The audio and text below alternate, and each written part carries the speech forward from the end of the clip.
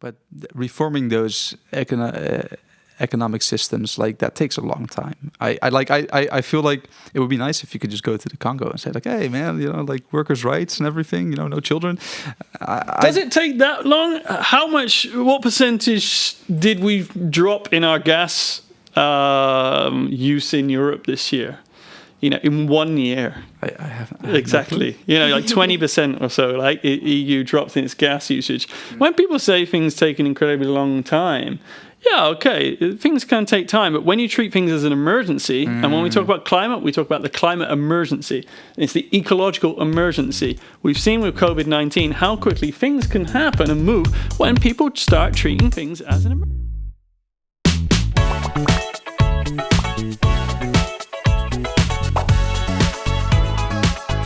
Hello everyone, and welcome to the first episode of Popping Bubbles podcast powered by Enactus NL, where we try to pop bubbles between academia and business and inspire young adults.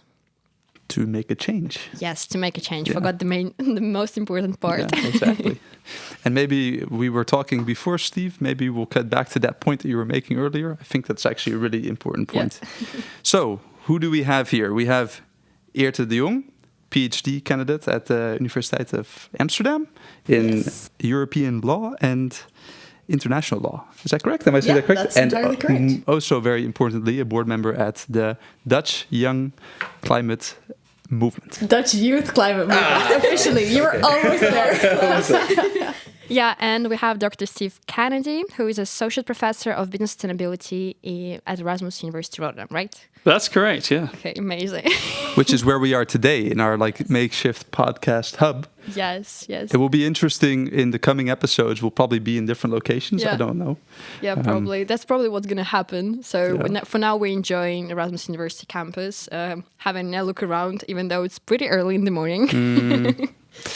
Yeah, it was actually surprisingly active in the morning here. There were a lot of people. We were here like 8 a.m. something. And we were surprised. There were like all the people walking around. We were like, wow.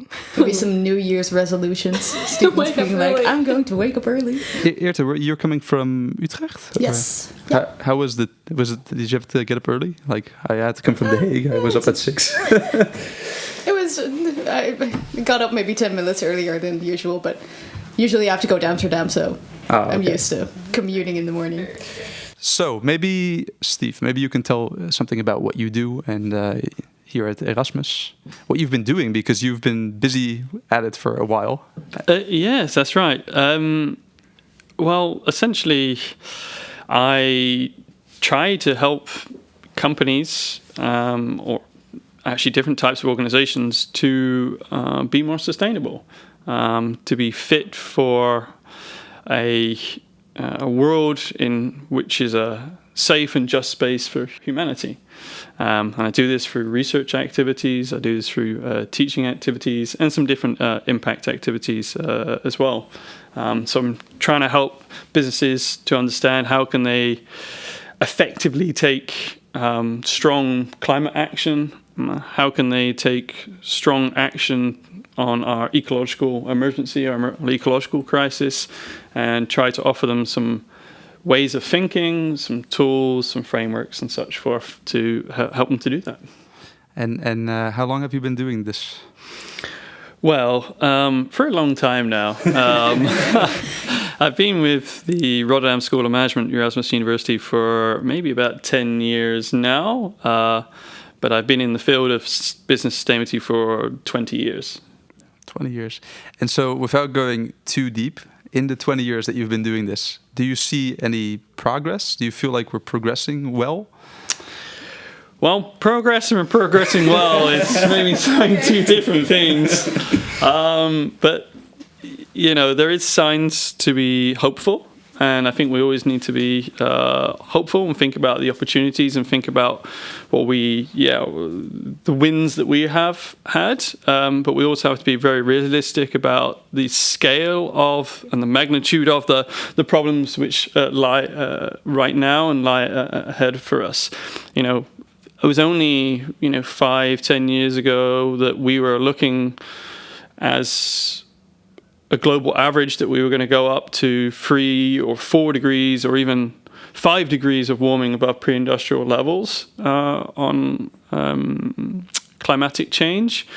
And now we see that, the best estimates might be about 2.7 degrees. So, if we think about that as progress, that is absolutely progress that these estimates come down. Is it anywhere near what we need? Is it anywhere near the 1.5 degrees warming above pre-industrial levels which we need to stay within something of a safe space and try to avoid these reinforcing feedback loops which would come on after that? No, it's, we've got a big gap there still. So a lot more action needs to happen.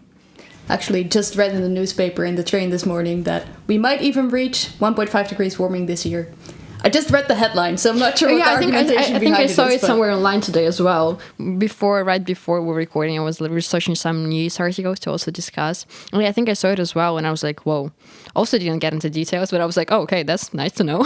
Pretty bad, yeah. It's faster than anticipated, I think. I saw this this study that was done by ExxonMobil, I think, which is from the 70s or whatever, that they plotted the how much effect it would have if they would continue to do what they did, and they were spot on in a bad way. It was not what they wanted, but it's a sad topic, I think. But if you say 4 degrees and 2.7, at least we all do what we can, I suppose.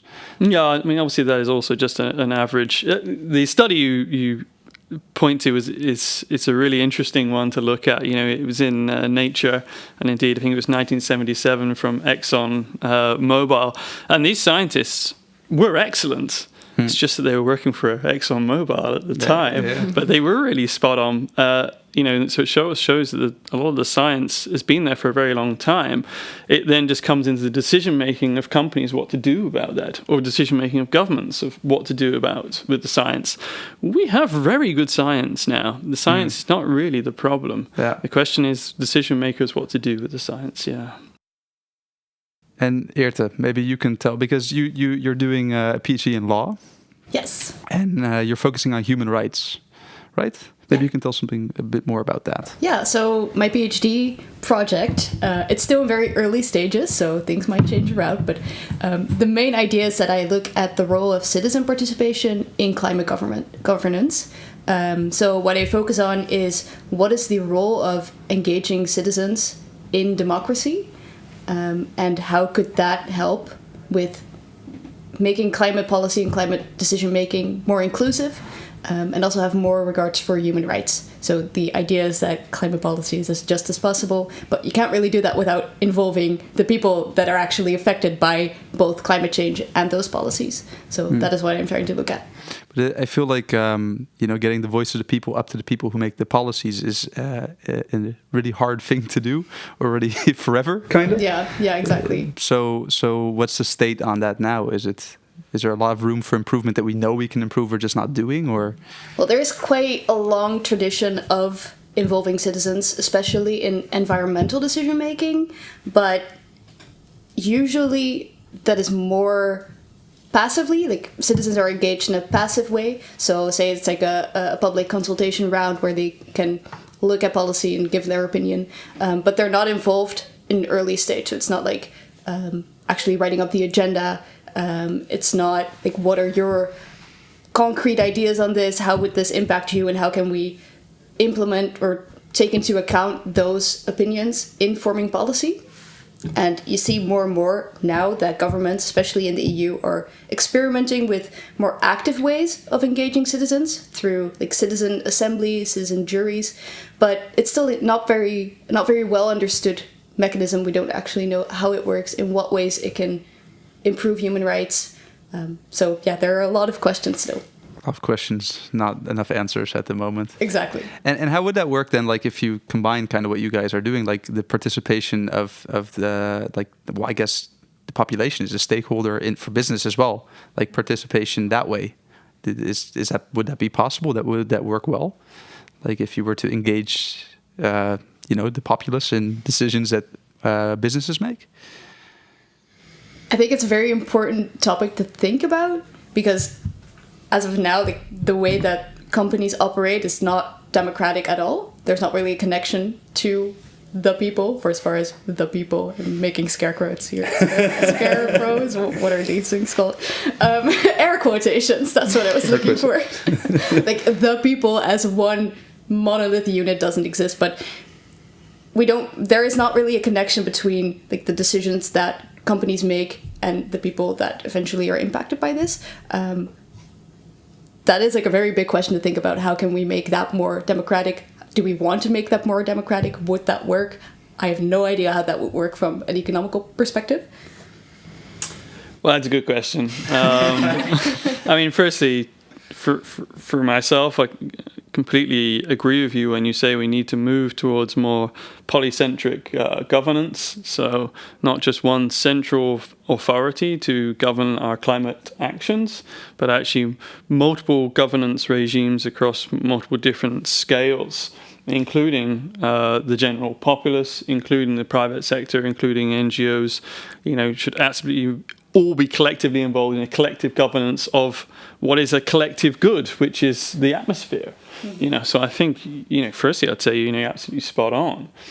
What's the role of business in that? Well, business should also be involved in that polycentric governance. They should be working with other actors, with governments, with NGOs, with the general population to jointly govern this environmental space, which we all need for our own well-being, including businesses as well. If the climate goes to 4 and 5 degrees, this is economically terribly bad for all businesses in the world, right? If we're talking about then business decision making, you're absolutely right to say that, we don't have the normal person on the street sitting in the C-suite of companies right now. But does that mean that the general population are ignored? Well, for most businesses, no, absolutely not. Different ways in which they're involved. A standard way, which is not very good, is through what's called the materiality assessment of companies, where they assess which sustainability issues are important to the company, and they would ask all the different stakeholders, including local communities, including their customers, and try to then judge, okay, these are the sustainability issues which maybe we should be working on. But is that real participation in decision-making of the company? Absolutely not. So I think for the public, they can think about what kind of ways they can actually influence companies and actually get involved in the decision-making, be that through being involved in investments which then can sit on the board, investment companies which can actually sit on the board of companies, be that through their consumer behavior, consumer demand, be that activist protests against companies, and such forth. So I think there's many ways you can affect business decision making. And it's having the desire and willpower and to want to do that. Like, what is the role of profit right now in these kinds of ways of involving the populace? What is that? What you said? Yeah, yes. That sounds like a weird word. I don't think I've ever said that before. The community, because I can imagine trying to involve citizens in decision making, but if the idea behind, for instance, considering sustainability and what the impact of certain business models would be on sustainability, if the overarching goal of a company is still to gain profit, doesn't that obscure any true sustainability questions? Well, I wonder what your logic is there, really. If we take climate change, so which we're the main topic of focus today, if we go to 3-4 degrees of warming, that will have an impact of 5 to 20% decrease on our GDP.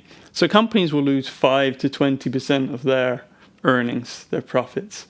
Whereas if we address climate change, then we actually might gain 1%, but so actually we might lose up to about 5%. And the Stern report kind of showed this. So even for a company, that's a very big win, right? To address climate change is a significant saving in finance. So when people kind of maybe say that there is no logic or business case to fighting climate change as a company, then I don't know where that where the figures are coming from there, because every single report, which I've seen, every piece of science I've seen, would support that it is best for business for us to fight climate change and fight it hard. Well, it's like I was watching a video earlier because you were talking about materiality, and I was reading up on the CSRD directive. I don't know if law, maybe you know what that is. I know all the law, so yes. Every law? To be honest, Okay. Name every law. Go. GDPR. No, but it was interesting because I was watching a video on it because obviously in my work that's also something we do a lot with CSRD, and I thought it was interesting because the narrative that was being kind of shaped was kind of like a selfish narrative, almost like, okay, we're going to do this financial reporting and also this materiality, and it's in our best interest because we can find out where are the chances, what are the risks, what are our impact, etc. But that's always kind of like been an interesting question for me when you're talking about like these societal topics, right? I mean, like, how do we create change for something that we don't see every single day directly? Okay, yes, it was 15 degrees during New Year's. That was quite warm, I think. But do you think that like having like a selfish initiative as a business could drive change in that regard? Like, if you understand what I mean. Because like it was kind of like they were kind of like formulating it like, if you do this reporting, then you will gain so much because you can get a competitive advantage and you will find out where your impact is and you can work on that, and then competitive advantage, and that might be enticing enough for businesses to actually do that while also kind of like working on their effect on climate. Is that maybe a good approach, or should we take more of a holistic view? Well, I think. It works to an extent. So sometimes there is very easy and clear business cases for firms. So if we were to switch off the lights and switch off the computers, then we're going to save a lot of money as an organization. If we insulate our buildings very well, then we'll save money. If we stop our employees from flying all the way around the world all the time, then it's going to save us as a company money. But then you can think about on the opportunity side. If we're offering solutions to solve the greatest problems in the world, well, there's probably going to be a market for that. There's probably going to be a market there for improving our renewable energies. There's probably a market for strengthening our regenerative agriculture. There is a market there for these kind of opportunities. And as markets also transition to go to being low carbon markets, then, if you're a first mover or one of the first in a marketplace, then you're probably going to get an advantage there. But when it comes to the crunch, if you've then got decisions which have a clear trade-off between economics and environmental performance, at least in the short term, then, do you then fall back on your economic logic? Or do you say, okay, there is a grander purpose for organizations on this planet, and actually maybe in the long term there might be a business case for this decision, a business case for the survival of the company, but also survival in a very strong socio-ecological systems.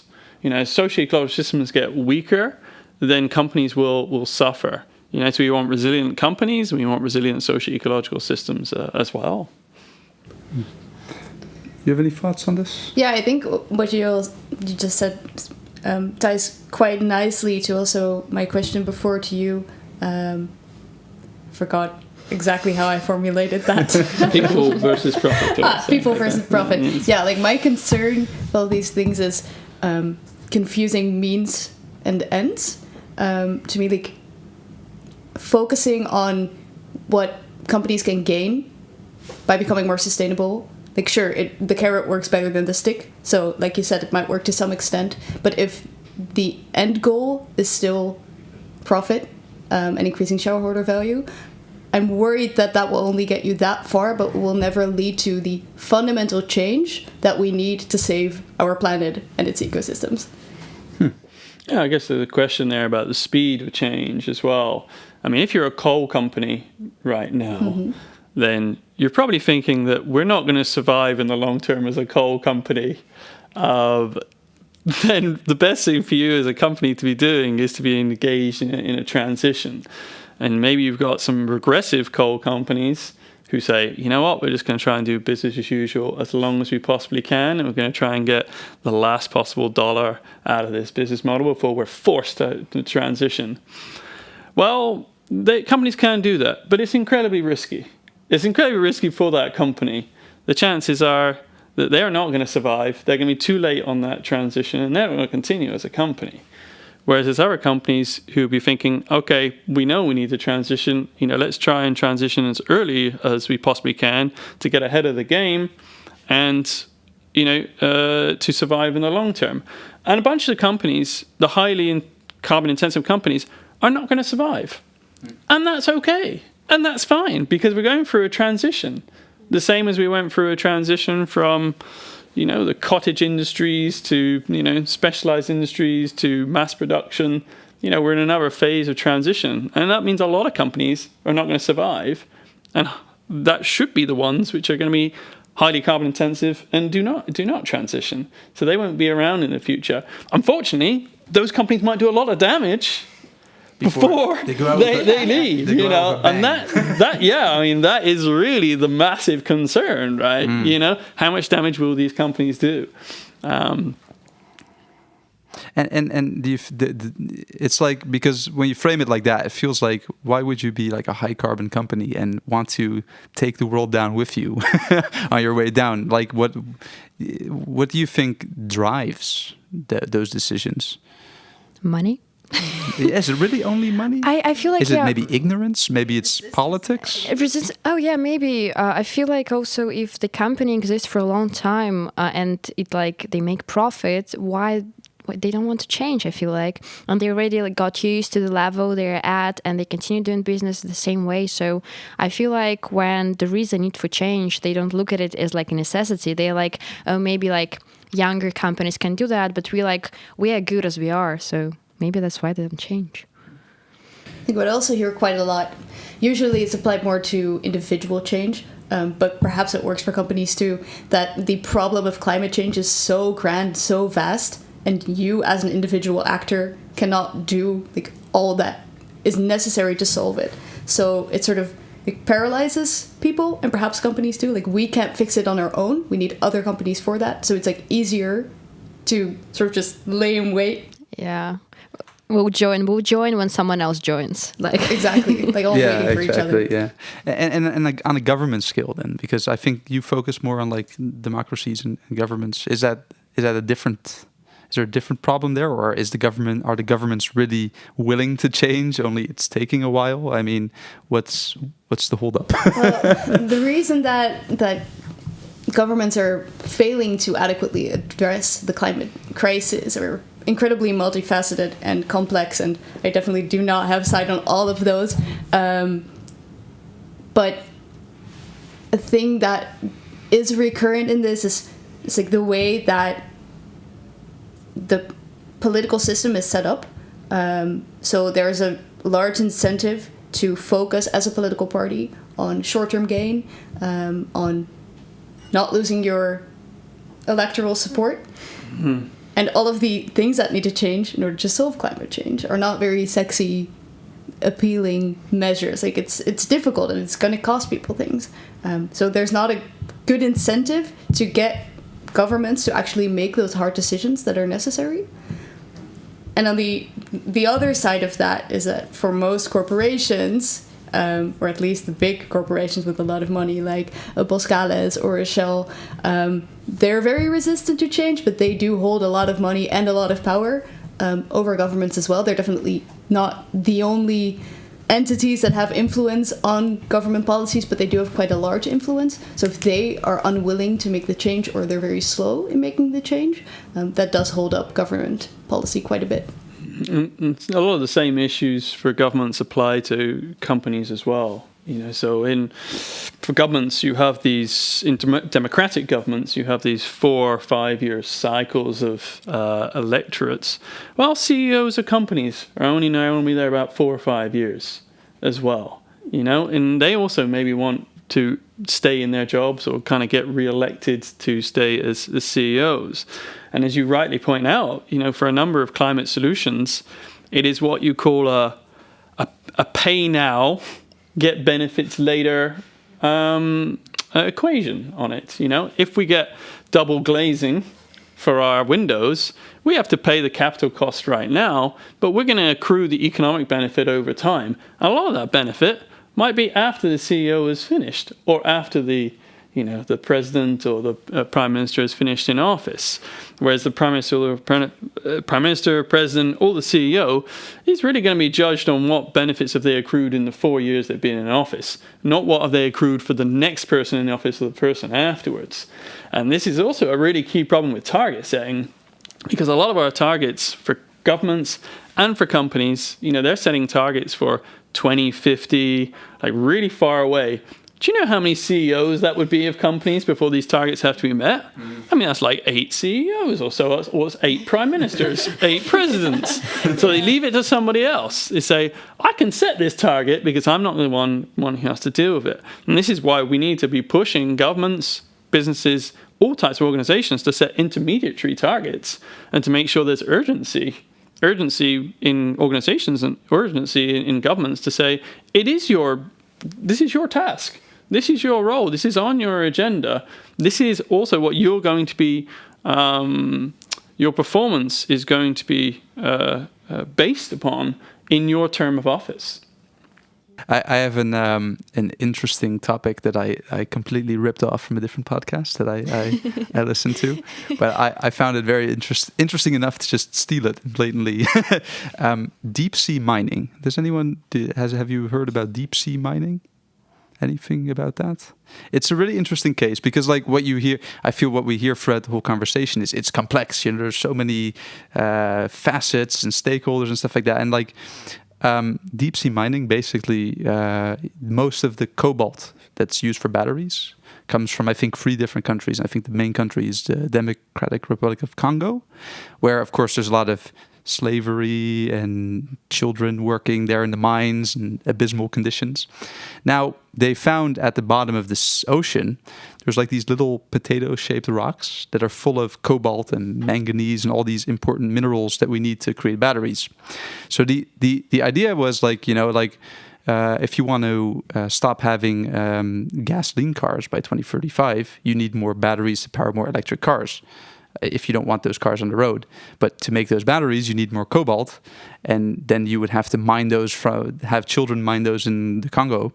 But there's a less intrusive way, which is or not less intrusive, I'll get to that, but a different way, which is sucking it up from the bottom of the ocean.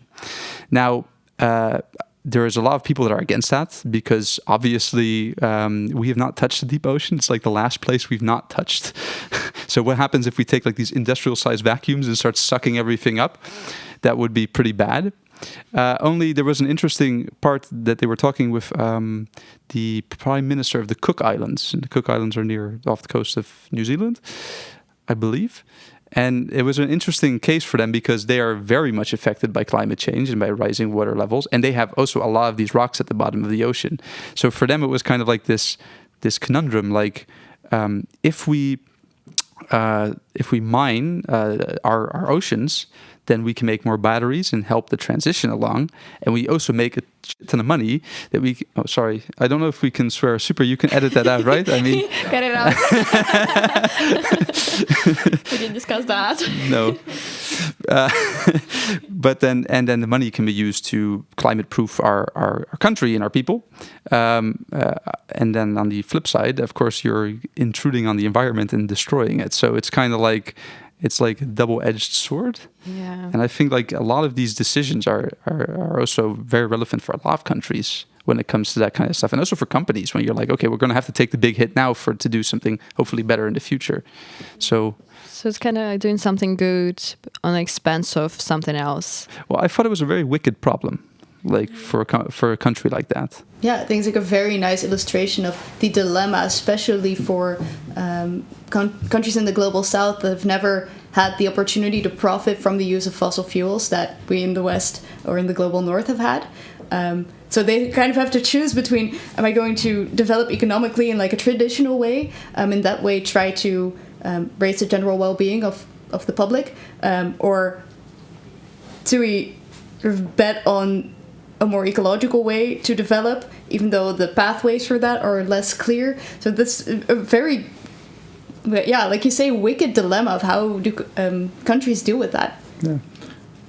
Yeah, I mean, firstly, I'd have to say we cannot keep going into pristine ecological systems and basically destroying them. We know we've got a big ecological emergency right now. We know we need to be net positive on our biodiversity impact by 2030.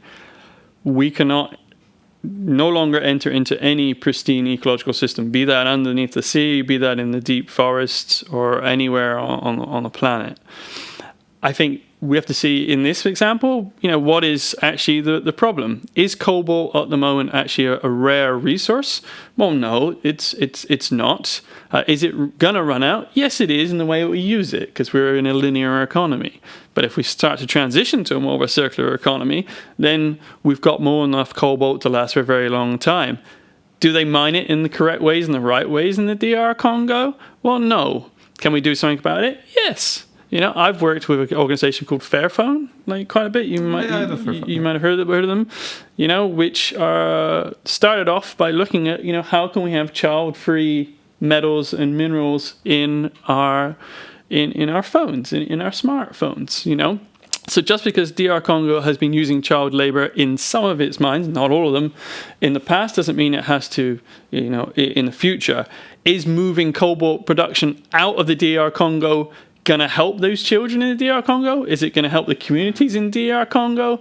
Is actually exiting those countries a good thing? Well, I doubt that. I would actually say it's better to actually try to reform those systems to actually make sure that cobalt is being mined in the right way. And of course, let's move our economies to the more circular, so we need less demand for cobalt in the first place. Before we start going into solutions of deep sea mining, or if we're talking about climate, moving to geoengineering, where we're going to have, reflective panels on the earth and all sorts of, putting iron filings on the, these are kind of like sticky plasters over what is then still a very unsustainable economic system. If you don't reform the economic system, you're going to need then more and more sticky plasters, and finally you're going to have you're going to run out at some point. But reforming those economic systems, that takes a long time. I feel like it would be nice if you could just go to the Congo and say hey man, workers' rights and everything, no children. Does it take that long? What percentage did we drop in our gas use in Europe this year? In 1 year. I haven't. Exactly. 20% or so, EU dropped in its gas usage. When people say things take an incredibly long time, yeah, okay, things can take time, but when you treat things as an emergency, and when we talk about climate, we talk about the climate emergency. It's the ecological emergency. We've seen with COVID-19 how quickly things can happen and move when people start treating things as an emergency. Interesting. Yeah, I think that's so true. What's an emergency? A pandemic, war, pretty. Interesting that the climate emergency doesn't seem to take off. Well, it starts with the language we use. It's not climate change. If you say climate change, it doesn't spur urgency. The important thing is that we start using the right language. We start calling it a climatic emergency. We start then building up this urgency, which is needed for companies and governments to take immediate action. Not action in 2049 to meet 2050 targets. Yeah, that's really interesting point, because I think we already discussed it earlier. It's just easier to cover it and show the results you have now than to just play in the long term. So I think in this case it's the same. Basically, it's just easier to call it climate change and say, oh yeah, by 2049 we're gonna do that, and just kind of try, but then we'll be oh, but it's so hard. We're trying to change the world. So yeah, if you call it, of course, climate emergency, it's I think psychologically it just wakes something up and you're oh, emergency, then I need to act. And even if I'm just an individual, I feel in me, at least it wakes this feeling up. I'm okay, I need to do something. It's emergency. I need to somehow contribute. But you do trigger people. And we were just discussing as well that it's not like a consumer problem, it's a company problem.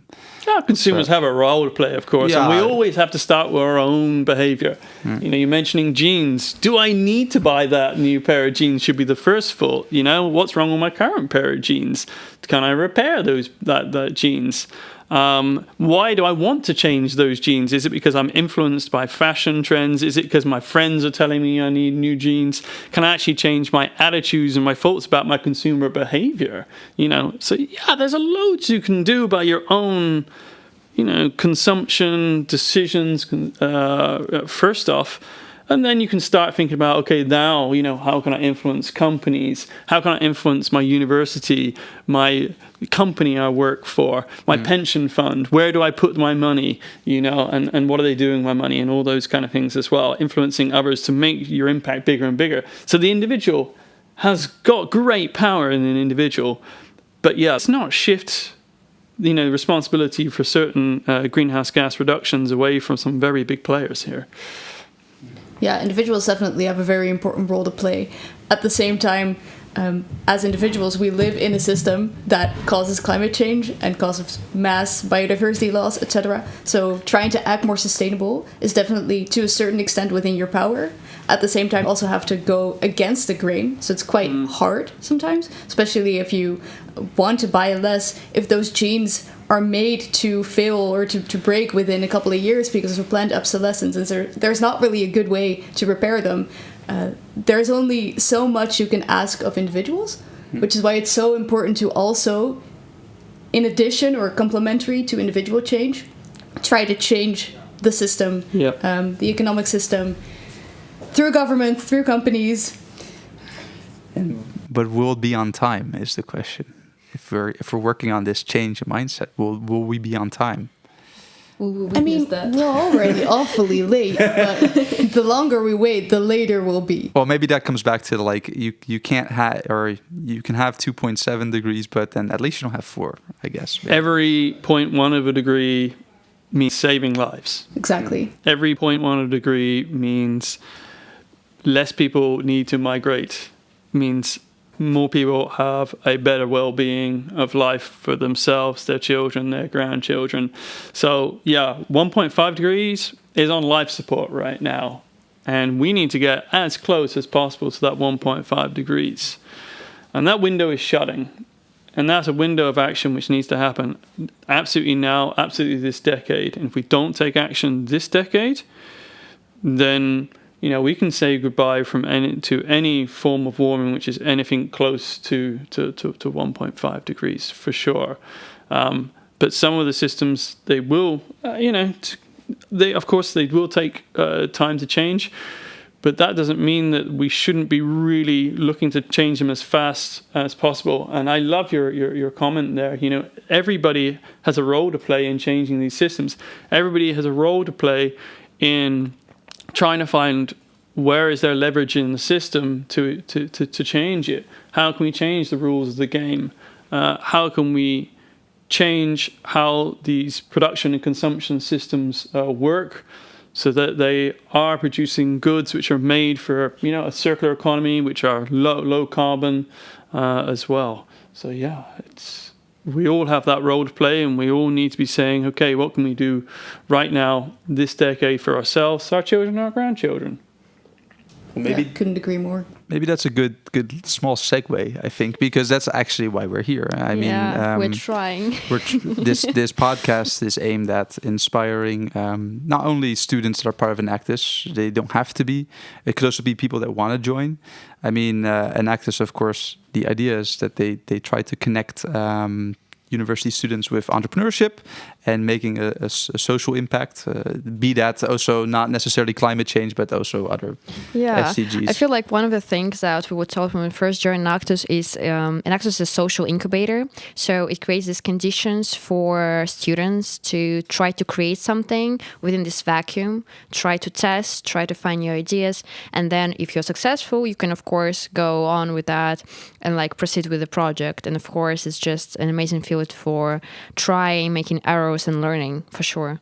Yeah, and I think that's kind of at least for me, it used to be an issue. Is like when you're talking about such an important topic, it's also very big and there's a lot of facets and it's complicated and there's all kinds of things you can tackle. It's like you become so overwhelmed that you just don't know where to start. And I feel like that's also a big part of what we're trying to do here is like, talk to people that are working on these issues and come up with ideas maybe like, if you were a new student at Erasmus or at the University of Amsterdam and Enactus is a thing or not even Enactus is a thing, you just want to do something by yourself, like where do we start and how do we know if we're doing the right thing? Yeah, how to see the direction of where to go. I think that's really important because you can have an idea, you can have an amazing plan, but of course along the way you have some obstacles and issues, and the main thing is just try not to lose focus. And sometimes I feel like it's really common idea within like the Enactus community of like you reach a certain point, you like hit the wall, and then you're like, whoa, I lost where I am and I don't know what to do. Maybe we should move to this. Yay! We have a little gift for you guys. Yes, actually, we have a little gift for both of you. This is Rotterjam. Okay. We also have one to try. So we have some stuff. Would you like? If you would like to try, we can open this one. Yeah, open. Would you like to try some? Yeah, please. Sure. Yeah, of course. So yeah, while I do this, you tell. Is it fully vegan? I think it is. It should be. It's like jam, right? So yes, I'm Pectin. gonna tell you a little bit about that. Yeah, I don't see any things that I would associate with animal products. Yeah, it's vegan. Yeah, it should be vegan. Oh, we're trying. So this is one of the Enactus UR projects called Rotterjam. I'm this year the team leader of it. That's why I'm promoting it, but also sharing the experience that we had and still have with Rotterjam. So basically, the main idea. Oh, it's called Rotterjam. That's absolutely wonderful. Yeah. I know. It's really so cute. Everyone compliments. I think it's the first thing we get when we say Rotterjam. Like, oh, it's like Rotterdam and jam. Like, oh my god. I mean, every good company starts with a pun, right? Yes. Problematically, whenever I type it, it autocorrects it to Rotterdam. Rotterdam, yeah. Which is strategically not that smart. I know. And we have this cute slogan that is "Yes, we jam." It's like it's like sounds silly, but it's so cute. Let me. Oh, you can make one for me. I'm gonna make one for myself. I have never tried Rotterjam before, so I'm happy. So true. Because do you know how Bob Marley likes his donuts? With jam in? Oh my god, I didn't know, but now I do. So basically the main idea was that we help elderly people in Rotterdam because 20% of Dutch elderly are lonely and they either in elderly homes or they're just in homes, and it's like proven that they are lonely. And in 2018, the first team that started it, one of the teams in Enactus UR, they were like, what we can do? They created this business model where they would go to elderly homes and do something with them. And just try to make it fun and make it enjoyable for them. And the first association that came to mind was jam, because I don't know how it is for you, but for me at least, when I go to my grandmother's, it's usually jam, like a lot of jam that she made herself. So it was really nice idea. And they were making jam, then putting it in the jars and selling them with entrepreneurs in Rotterdam. But then in 2020, a new house restrictions came and they had to change it up a little bit in order to sell in stores. And so basically what happened is we found the producer. We use wasted fruits that otherwise would go to waste and cannot be sold in supermarkets. And also the factory uses people with remote access to labor. So we're trying to make impact on like all steps of our supply chain. And at the end of the day, we get this amazing jam and we sell it, I think now it's 3 stores in Rotterdam. And so, basically all the profits go to workshops to help with elderly in elderly homes. So this is our little initiative. And now I'm excited for this year, especially because this is, I think, one of a few last jars of this flavor of ginger apple, because right now they're almost ready. Our new flavor, it's strawberry cinnamon. So it's really, really nice. I'm not gonna lie. I'm just used to I'm working in promotion here. Maybe you should tell people where they can buy it if they. Oh yeah. But they plug also all those Instagram names. Yeah. I'm gonna ask our editor to like on the post production to add like stores. I'm gonna like literally send all the addresses possible. Maybe like a phone number. Call. Call me. Make like a full Telcel advert. Yeah. This is LinkedIn. This is Instagram. Please contact us. Yeah. And so we saw, I think, in 3 stores. I'm not going to try to pronounce them just because they're Dutch and I'm going to mess them up really badly. Do you want to whisper them? Like maybe No. I'm just not even trying. And we also saw like 2 people that just contact us straight away. So we felt like it was an amazing gift in addition to our podcast to tell you a little bit about what we do. Yeah, we would also like you to give your opinions on a project like this, because I think we have there all over the Netherlands, actually all over the world, there's projects like this. So, I mean, if you want to give a response. First off, how is it? I have never had a jam that has ginger in it. Yeah, it's really nice. good. It's like a different. nice edge, because usually jam's just like really sweet, but the ginger just like punches through that. It's really nice. My heart is so warm right now. I'm so happy. I mean, because of course that's also a good topic, like loneliness and elderly. There's also a lot of social issues next to the whole climate thing. So, but it's maybe interesting because we were talking before, of course, about plugging symptoms and that kind of stuff. I just wanted to say that like actually we trying to tackle elderly loneliness, but at the end of the day we just like go to the like elderly and like try to cheer them up, spend time with them, but at the end of the day we don't look into like why they're lonely. We don't go there because it's too complicated. We feel like it's too complicated for us as students to try to solve it. And so there is a little problem there. That's, I think, one of the key things that we need to address in our education systems, if I may. When we think about education, we think about knowledge, skills, and attitude.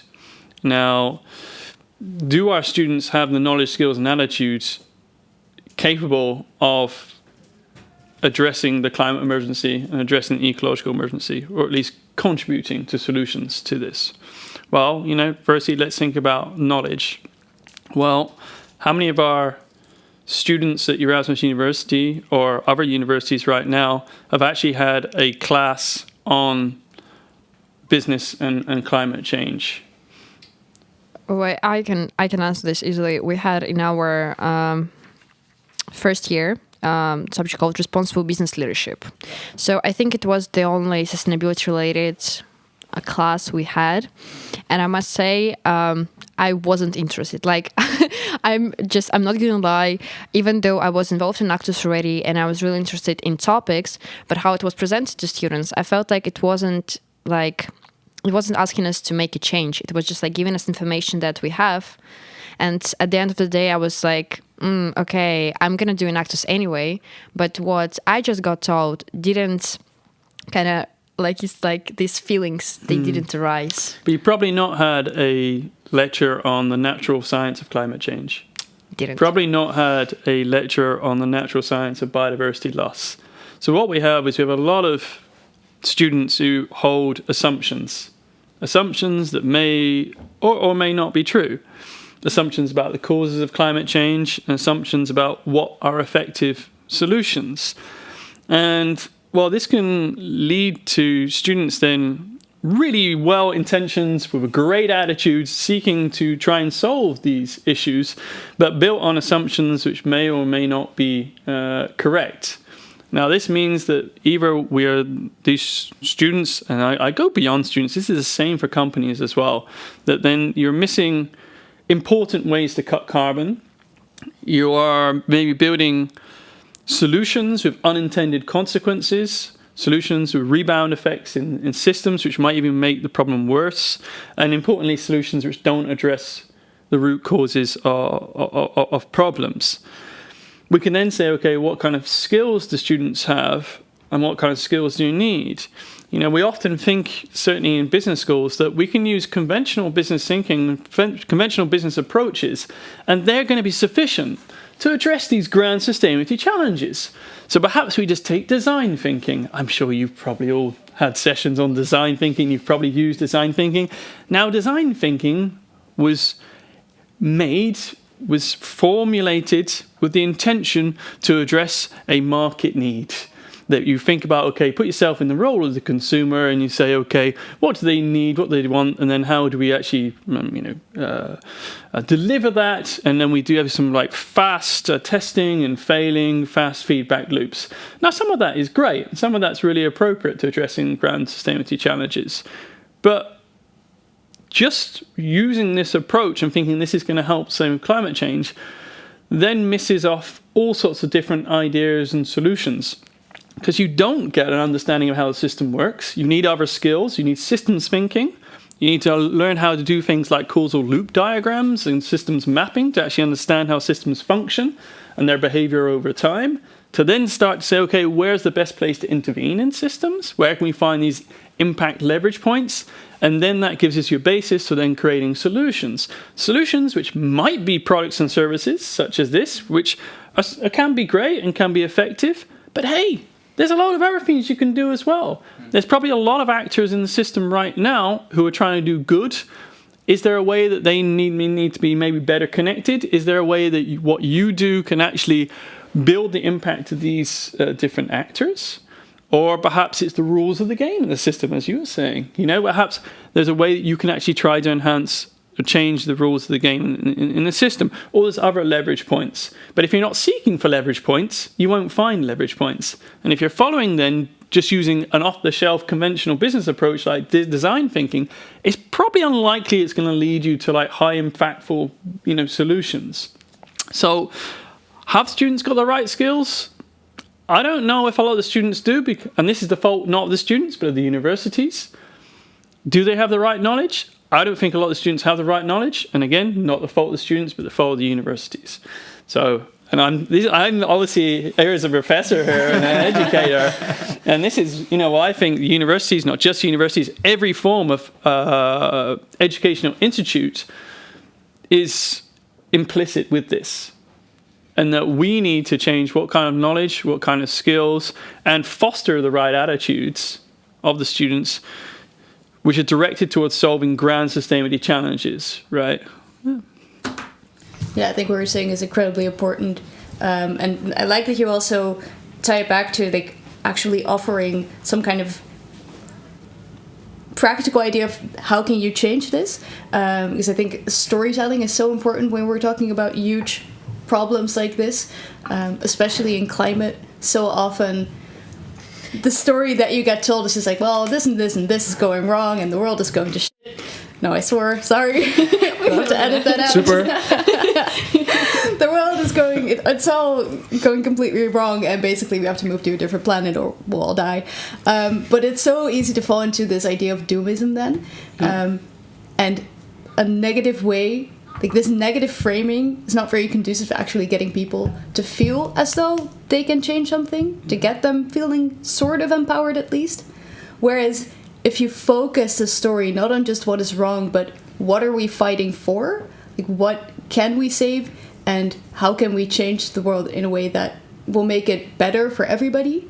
That's a very positive way to get people to actually try to engage with it, because it's just so much nicer to think about, oh, but my future can look like way better than the way that it looks right now. It's funny because is this what we wrote down? No. Maybe like this I put here somewhere on the list. One of the questions I wanted to get answered for myself is like, I can't say it because then Super will have to. But like, are we screwed? Like, I remember that question. Like, I mean, that's. I think that that is something that really plays. I think maybe people also like to find comfort in that. Like it's done for anyway. Yeah, we can't do anything anyway, so let's just keep on going with the way that our life or is anything right now, that I do is fine, but it's never really going to solve the issue. So yeah, exactly. I think if I come up with a question like that shows kind of, I'm a pretty optimistic guy usually, So I mean, it's it shows that it kind of lives in everyone, I think. But maybe that's also like the media, I mean, it's not really positive. I think there's really important psychological processes at play here. I mean, we've got a lot of cognitive dissonance. So we all have carbon footprints. And often the easiest way... farts. Yeah, the easiest way to deal with that often, right, is just to say, I'm not engaging with thinking about the climate emergency, and then it's okay whatever I do. I can buy those new pair of jeans and I don't need to feel guilty about it or so, right? So there's a lot of cognitive dissonance. So people know about the climate emergency, but they try to put it at the back of their minds to try and legitimize, I want that hamburger from McDonald's. I want that beef burger. I can keep eating beef if I don't think about climate emergency, right? So it's cognitive dissonance, so people don't want to actually kind of address it. Then on the other side, what we have, and I think we've all probably felt this, is climate anxiety. And climate anxiety is massively on the rise, especially with young people, and it is pretty legitimate. And the question then is, is this warranted? Well, the science would say yes, we all should be anxious about the climate. If we are getting climate anxiety, what then can we do about it? Can we then funnel that into positivity? If you're suffering climate emergency out there, please think about talking to somebody about it. Because I expect if you speak to your friends, somebody else is probably suffering climate anxiety as well. And perhaps by talking about it, you're able to comfort yourself, yes, but you actually might then start some form of collaboration there, some form of actually movement towards action, positive action, to do something good with those negative feelings, So, at the moment, there's so many sort of psychological things at play with everybody, right? But okay, maybe circling back a little bit to people, Enactus students or prospective students. Let's assume that, of course, when did you start? Last year. You come in with a hope of energy and maybe a little bit of, you shove off all the anxiety and the doom scenarios and stuff like that. I'm just anxious person in general, so that's why you're here. I see. Okay, but what would you suggest new students think about when they're looking for climate challenges? Because I found it interesting where you were talking about the root cause rather than, because I don't know, what do you think about the jam right in front of you? Is this tackling a root cause, or is this just kind of like solving the aftermath of, if we're talking about elderly loneliness? I myself think it just tackles the aftermath. Well, I actually never really thought about it that much. Actually, I did recently. Because when we got into production of a new flavor, it just I had to answer a lot of questions, and we were talking with the team and discussing it all. And one day, just all got to the point when I was like, okay, so I need to spend a lot of money on producing new jam. But at the end of the day, okay, I'm gonna sell it, get money, then go to elderly homes, have some kind of workshops, collaborate with someone on that. But at the end of the day, I'm gonna make elderly happy for 1 hour, but then what? Firstly, let's not forget that solutions like this, which address symptoms, also have some benefit to them, right? It's not necessarily that they are a bad thing. Sometimes they do create unintended consequences, rebound effects, and they do sometimes create, more negative effect than they do positive. But a lot of the time they don't. It's positive. And they can be useful. Let's take it to the extreme, right? Let's think about a great example, the ocean cleanup. This very clearly is addressing the symptom and not the root cause. We're collecting plastic from the ocean, which we've already pumped in, and we're continually pumping more and more plastic into those oceans. What's a little bit better, we can have these river interceptors. We can stop the plastic from entering the ocean in the first point. Okay, that's even better. But is it getting to the root causes? No, it's still not addressing root causes. Is it a bad thing that we have them there? Well, probably not. Maybe it legitimizes some people to just throw plastic into the river now because they think it's okay because someone clean it up anyway. But maybe those unintended consequences are not that large. So maybe, is ocean cleanup a bad thing or a good thing? Well, it seems like it's going to be a very good thing. But should we be looking for the root causes? Absolutely. And if you say about what can you do, then how can someone who's going to join Enactus or a student, what's the first thing they can do? Well, I'll start off with the science. Say if we talk about climate emergency, where do our greenhouse gases come from? What is the cause of those greenhouse gases? Do my assumptions hold true? Name me what you think might be a high emissions of greenhouse gases. What would come to your head? What would be the highest? The highest. I think it's partially due to what's in the media, but I would think like the farming, large-scale farming and agricultural, well, not agricultural per se, but like cattle and... That's a really good answer. That is, a really high part of our greenhouse gas emissions. Agricultural sector is about 12% or so of our human-induced greenhouse gases, and is a really good sector to look on. I don't think the average person in the street would probably say the same. I think the average person in the street would probably say to you something like flying. You say flying, right? But what is flying in terms of our overall greenhouse gas emissions? It's 2%, 2.5% of our overall greenhouse gas emissions. Doesn't say it's incredibly important. And for our own emissions, personal emissions, incredibly important we reduce our emissions through transportation and through flying. Absolutely. But is this an area for someone from Enactus to really kind of focus on, or is there potentially bigger wins somewhere else? Wins which can be more easily made than maybe focusing on some of these hard to abate sectors.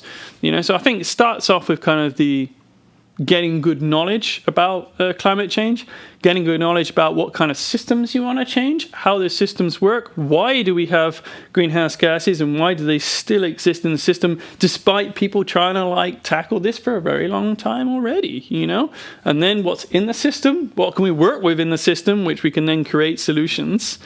And then those are your enablers or facilitators for change, and what can we then do about them to then produce locally appropriate, culturally appropriate, solutions which can be lasting like a long time. After you leave Enactus, you can pass this on to other people who can create it, or better still, just the local communities themselves have ownership and run these programs themselves. And I've always found that very interesting, how can you create business models that are actually contributing and not just it costs something to make and then we get a bit of money back, like the traditional. And that's always kind of what I found interesting about most businesses, especially now, is now we're like, oh no, it's 5 for 12 and we need to make a big change. But our whole business model is based on we exploit something, create something else, sell it, and then we reinvest and exploit more and then sell it. Instead of trying to build up from the ground up, how can we make something that already doesn't make any impact whatsoever, And I think that that's a big challenge, to think of ideas that will generate a profit, but then also not harm the earth. Not sustainable. And or solve a societal issue or whatever. Firstly, you might ask, why does a business model need to make a profit? Is it okay just for a business model just to be commercially viable, that it has enough economic return that it is able to survive in the long term? You don't necessarily have to have a business model which can, makes very large amounts of money above its costs. That would be kind of the first, thing I would consider there. I'd also say, we have a phrase in English which is, don't let the perfect be the enemy of the good, and that's the same with all of even our personal environmental footprints. If you eat one less beef burger a week, that's a good thing. You don't necessarily have to become vegan, but you just need to do something a little bit better. And that's the same with your companies as well, that yes, you can incrementally improve your business models to make them more sustainable, but ideally you would like them to have more revision and transformative change.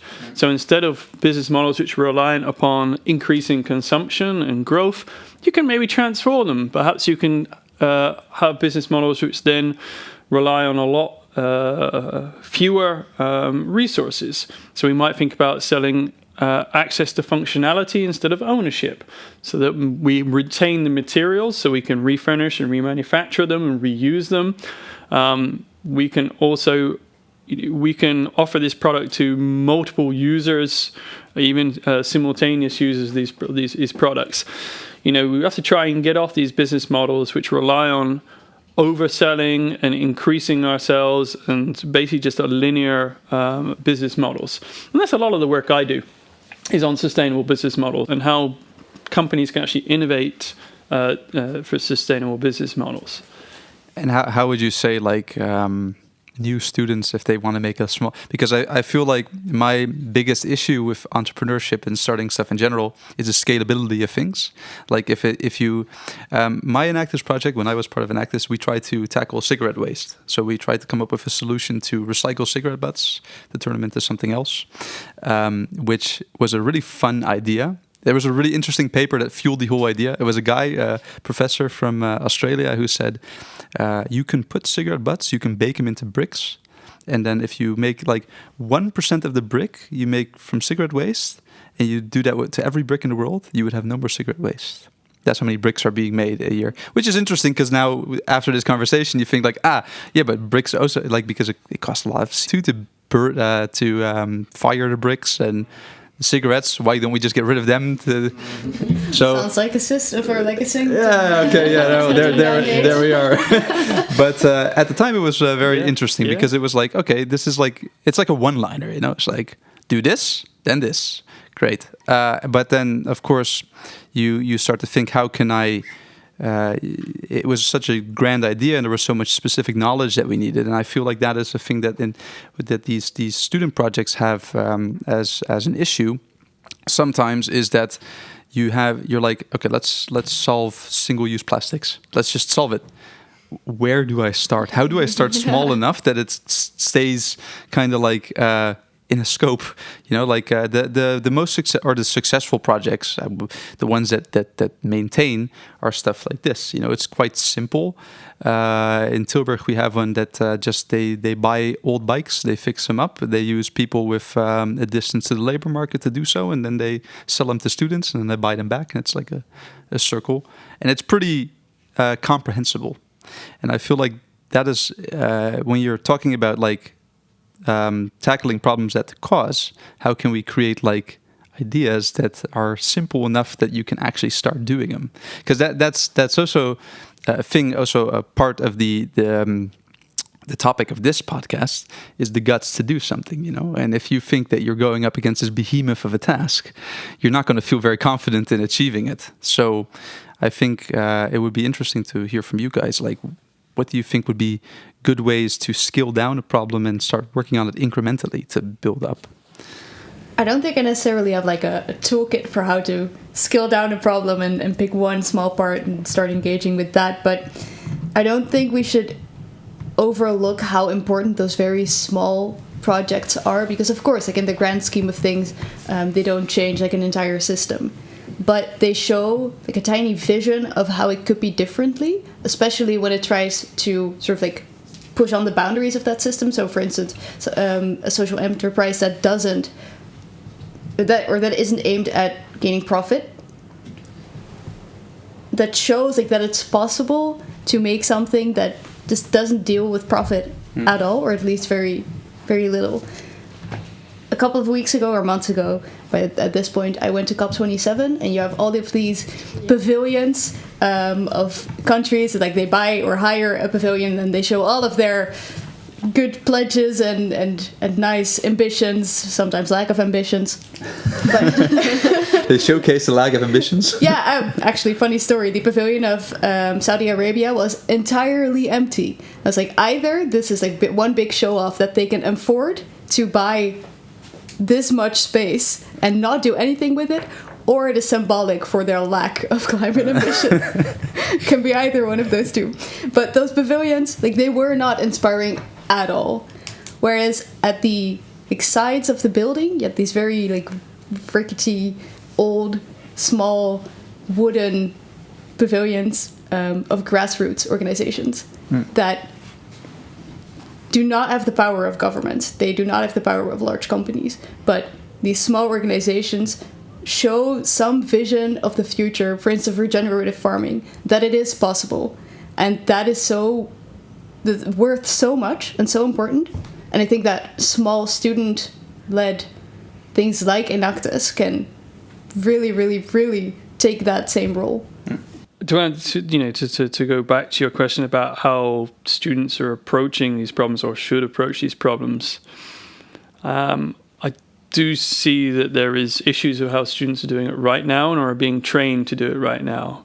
For instance, you might be given a business model canvas, and then you just add 2 boxes for social impact and environmental impact, and you think, right, that's enough. Now solve climate change with that.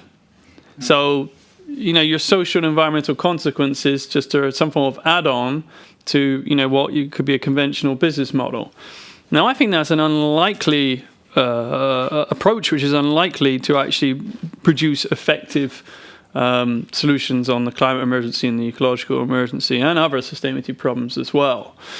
So if I was saying to any student, first, you want to zoom out before you zoom in.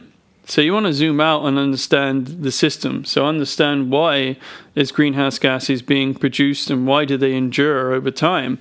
So if we're looking about, say, transport systems in Rotterdam, you want to be asking the question of like, okay, why do the transport systems in Rotterdam actually produce the amount of carbon they do right now? How can we understand the causality of that system and how does it actually map out? And then you can maybe start to zoom in by only zooming in on the areas you think have got the highest leverage in the system. And you can start to explore then those points in the system. And then that gets you going on where you can actually be focusing on. I also, when you brought up about scaling, scaling is, again, something which is very traditionally taught in conventional business school classes. When you come up with a business idea, you have to scale it. You have to become multi-millionaires and it has to go global, But actually, is that true? Or can a solution just be very locally appropriate solution? And other parts of the Netherlands, Europe, the world could also have locally appropriate solutions. Or we can think about scaling in other ways. We can maybe scale the idea and the concept rather than actually directly scaling our own business models. So I think we have to reform some of our ways of thinking about entrepreneurship. Reform them in ways which are actually going to be effective to address the climate and ecological emergency. I think that's a really good comment. I really like that. It is interesting. It is a very business-centric idea. Well, because you're ingrained years and years of teaching. You get told these things, right? And this is what we're educating people on. But let's, if you want to start something, let's start with, okay, how does this one specific socio-ecological system work? How can I maybe find something which would actually push the behavior of this system to work a little bit better? And then we can think about the transferability afterwards. We can think about, maybe this is transferable now to Utrecht, or this is transferable to Amsterdam. Perhaps it is, perhaps it's not. Perhaps there's different peculiarities of the system, which means they, put out their greenhouse gases in their transportation systems. And there might be sort of some locally local differences there. I saw that we're coming up on 2 hours already. It's going really fast. Time flies. There's so much more to discuss. We could sit here for another couple hours. If you look at we haven't even started on COP27. Exactly. That could give it maybe an hour or two on that. Maybe we need a second episode. Luckily, part two. A part two. What I wanted to add, to make stuff a little bit more tangible, because we're talking about ideals and abstracts. Like, do you have any social enterprises or like companies that are doing it right in your eyes that you really like? I'm a really big fan of a coffee company, Moyi they're called. I'm not an expert on their business model, but what they try to do is fair chain. So it's like one step further than fair trade. And all of their coffee is like shade grown, which is so much better for the environment than traditionally just like full sun exposure grown coffee. And one of the other things they do is that all of the value increasing processes like roasting the coffee, usually like the coffee beans are exported to the global north, and there all of these value increasing processes take place, like roasting. But Moyi tries to bring those beans to the consumers at the latest moment possible. So everything is done locally, also at the place where the coffee beans are harvested. So all of the capital, or at least a very large part of the capital, stays in that local community. And I think that's a very, very nice example of how you can change a system like that. Wow. That's really and it's very good coffee. It's good. So Yeah, that's important. Matters. Steve, do you have anything interesting? Yeah, I normally don't like to pick out some different social enterprises too much, but I mentioned them earlier. I think Fairphone is a really good template of how a social enterprise can start off with one issue, which they started off with the conflict-free cobalt, basically at the start, and then expand their horizons about how to be an increasingly more sustainable company. And now we have, with the latest Fairphone offerings, we've got a pretty good circular phone now, which can be repaired by the customer. It's highly modular, and it sort of shows that social enterprises, when you start at the beginning, you don't have to tackle every single issue right away. You can focus on an issue, but then kind of as you get more resources, more competencies, you can adopt an expanded and broader mindset on things, and make your business just increasingly sustainable as you do so. And hopefully, the great thing about Fairphone is that Fairphone know on their own they're not going to solve all the issues of sustainability in smartphones. They're a very, very small player. They don't sell that many phones, but that's not their biggest impact. Their biggest impact is not with every single phone they sell. Their impact is on the industry. And it's showing the industry about how you can do things differently. Before there was Fairphone, people would go to the smartphone companies and say, like, hey, we want child-free smartphones. And the response would just be, well, we don't know where our cobalt was coming from. We can't do this. And, it's not our responsibility, etc. Fairphone comes along and says, well, you can do it. We'll show you how to do it. We've done it. So now that's not a response those companies can use anymore. It's not a defense. So social enterprises, the impact social enterprises make is normally far beyond the sales of the product. It's actually the influence you have on others in the system. Yeah, I feel like there are a lot of questions that we cannot answer, but we can think about. Well, yeah, I think since we have to kind of round it down as well. I mean, knowing the right questions at least is a great start. Yeah. Yes, for sure. We don't have the answers on the climate emergency, but it's asking the right questions and have you the ability to ask the right questions. That is, the really important thing. And that's what people trying to make an impact should do. They should think about the right questions before asking them. Exactly. What are the right sure. questions to ask? Yeah. Yeah, because so the people that would be listening to this podcast, I believe we're hoping, of course, hundreds of millions, like everyone in the world. Of course. I mean, you have That's how it's going to be. You have a voice to everyone in the world at the moment, but most likely it will be people looking for inspiration or a way forward, or just to think. I mean, it prompts ideas in your head. So I don't know if you have a closing remark, both of you or one of you or whatever that you'd like to. Advice that you'd like to give to people looking to make a positive impact? I think my advice would be, and that sort of ties back to what I talked about earlier, about knowing what you're fighting for. Like, ask yourself the question, what is the future that you want to have? That can be anything. I don't care, but think critically, think that for yourself, and then start thinking about what you can do with other people or individually to start implementing that future. Yeah. Come to my lectures. I think for everybody, it's just to remember taking action on the climate and ecological emergency is the rational thing to do right now. The irrational and the brave thing to do is to not take action.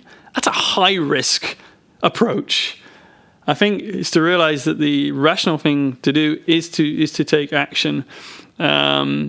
And we should be seeking then to work out, what is the best ways to take action. And that, of course, does start with ourselves, but it also starts with finding out, okay, where do we think there is the high leverage in a system to actually create its change? And then most likely there's going to be people who are already trying to create change on that leverage point. What do they need? Do they need your support? What kind of competencies they need? What kind of collaborations they need? What kind of things do they need to do things better? Can you connect different organizations together? There's much more you can do than just thinking about, okay, I need a new product or I need a new service, to solve climate emergency. A lot of them already are out there. They just need amplification. They need support. And we all can do that in our various ways and forms as voters, consumers, bankers, students, employees, all the different roles we have, right? Activists. All right. well, do you want to close it off, Lisa? Yeah, sure. Thank you so much for being with us here today. It was a pleasure talking to you, getting to know you. And it was Popping Bubbles podcast. Your host, Lisa and Stefan. And we hope to... see you next time. Yes, really hope so. Maybe in part 2, who knows? Yeah, maybe we will... Maybe we'll just make this the format. Yeah, we just talk. Yeah. We still have a whole list. Yeah. Oh my God. Yeah, we came prepared. But next time in Utrecht. Permanent guests. Experts in the field. Thank you so much. Thank you, guys. Thank you very much for having us. Thank you for having us.